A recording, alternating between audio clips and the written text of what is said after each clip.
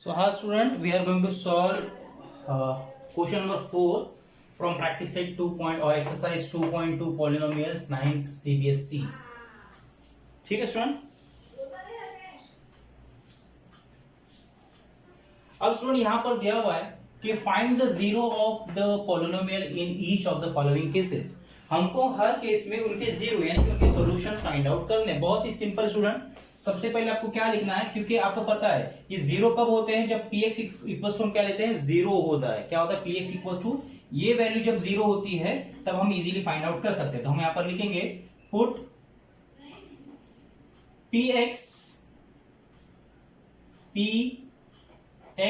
Equals to zero. ठीक है, px की जगह पे हम जीरो रख देंगे तो क्या होगा, zero equals to x plus 5। So इसका मतलब क्या हुआ, ये जब 5 इस तरफ आएगा तो क्या हो जाएगा, x इक्वल्स टू ये 5 इस तरफ जा रहा है प्लस 5 इस तरफ जाएगा तो क्या होगा -5। फिर लिखेंगे therefore x equals to -5 is zero of polynomial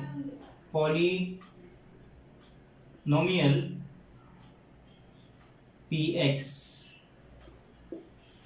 polynomial जो हमने यहां पर लिए px, इसका जीरो क्या है, x इक्वल्स टू -5 है। क्या है, x इक्वल्स टू -5। ठीक है स्टूडेंट। अब इसी तरह से यहां पर हम सॉल्व करेंगे। क्या रखेंगे, पुटिंग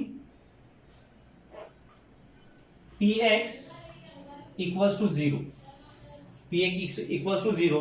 तो अब हम यहां पर जीरो रखेंगे तो क्या होगा, x -5 इक्वल्स टू जीरो हो जाएगा, क्योंकि हमने यहां पर जीरो रख दिया।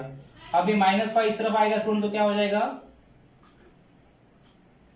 x इक्वल्स टू ये -5 इधर आएगा तो 0 + 5 तो क्या हो जाएगा, 5 हो जाएगा। तो हम लिख सकते हैं therefore x equals to 5 is zero of polynomial px। ठीक है स्टूडेंट। इस तरह से दो क्वेश्चन हमने क्या कर दिए, सॉल्व कर दिए। अब चलते हैं थर्ड क्वेश्चन की तरफ। यहां पर भी हम क्या लिखेंगे, पुटिंग स्टूडेंट जहां पर px है वहां पर जीरो रखना है अगर हमको जीरो फाइंड आउट करना है। Putting px equals to zero, therefore क्या हो जाएगा, 2x + 5 इक्वल्स टू जीरो, क्योंकि px की जगह पे हमने जीरो रख दिया है। अब स्टूडेंट 2x इक्वल्स टू, अब ये जब 5 इस तरफ जाएगा तो क्या होगा, 0 - 5 तो क्या आएगा, -5 आएगा स्टूडेंट। तो अब क्या होगा, x इक्वल्स टू -5 था ही। अब ये जो है मल्टीप्लिकेशन में है तो यहां पर डिनोमिनेटर में चला आएगा तो आ जाएगा 2। तो क्या हो गया, therefore x equals to -5/2 is zero of polynomial px। ठीक है, इस तरह से सिंपल वे से सॉल्व करते जाना स्टूडेंट। अब यहां पर आते हैं, यहां पर भी हम उसी तरह से लिखेंगे, putting px equals to zero, therefore 3x - 2 equals to zero. It means what, ये जब -2 इधर आएगा स्टूडेंट तो प्लस हो जाएगा। 3x इक्वल्स टू, अभी 0 + 2 क्या होता है, 2 ही होगा, +2। फिर आगे x इक्वल्स टू 2 इधर है स्टूडेंट, ये मल्टीप्लिकेशन में 3। ठीक है, ये यहां पर डिनोमिनेटर में चला जाएगा तो लिखेंगे therefore x equals to 2/3 is zero of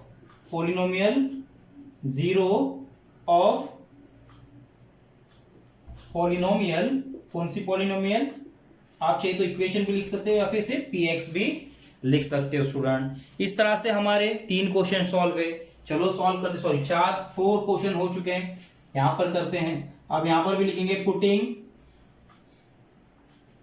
px equals to zero, therefore क्या होगा, 3x इक्वल्स टू जीरो। इसका मतलब क्या स्टूडेंट, ये x इधर ही रहेगा, ये जीरो पहले से ही यहां पे था। ये जो 3 मल्टीप्लिकेशन में था x के साथ, ये यहां पर डिनोमिनेटर में चला जाएगा।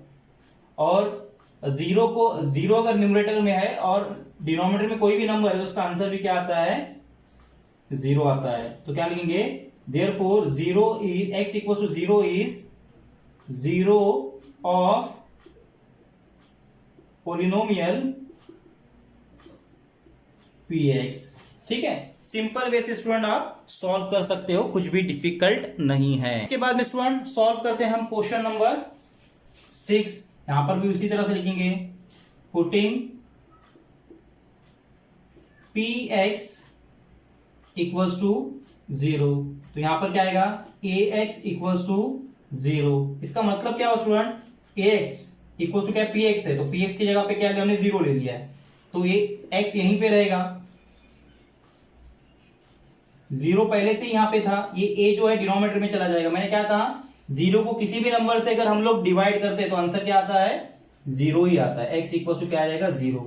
हम लिखेंगे therefore x equals to 0 is 0 of polynomial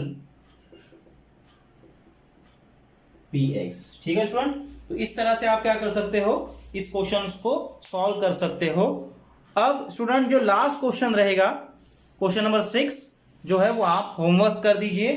आपको होमवर्क छोड़ दिया हूं मैंने, फिर भी अगर आपको नहीं आएगा तो मैं आपको स्टूडेंट वो क्वेश्चन बता दूंगा। ठीक है स्टूडेंट, लास्ट क्वेश्चन जो है इसके अंदर, क्वेश्चन नंबर 7, आप उसको एज अ होमवर्क कर लीजिए। अगर कोई डाउट है तो आप मुझसे पूछ सकते हो।